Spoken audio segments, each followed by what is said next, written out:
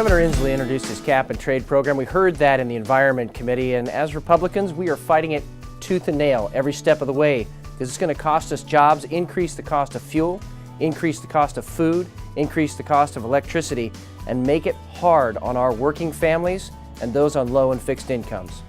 Washington business can't afford Inslee's carbon tax.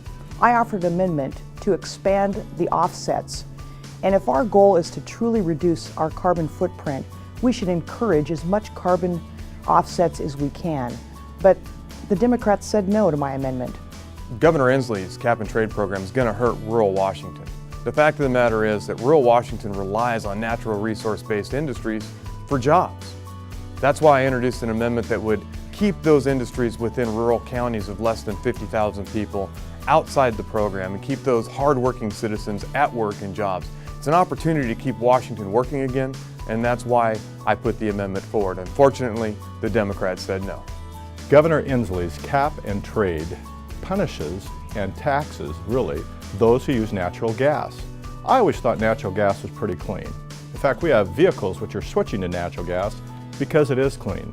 Clark PUD runs the largest natural gas electrical plant in Washington State. It produces 40% of their power.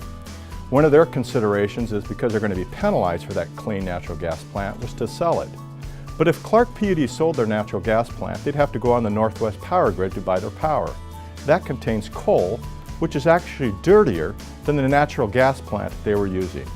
Does that make sense to you? It certainly doesn't to me. And the Democrats, well, they just said no.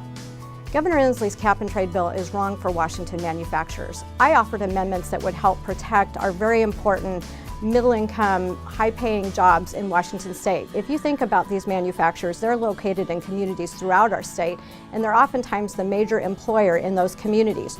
You lose those jobs, they go away. My amendments would have protected Washington State manufacturing, and the Democrats said no. All of us want to be good stewards of the environment, and Washington State is already one of the greenest states in the country, if not in the world. And we're going to continue that, but we have to do it with things that work. We have to do it with strategies that work. The governor's cap and trade proposal doesn't work. In fact, it's going to put people out of work, and we're going to continue and fight that every step of the way.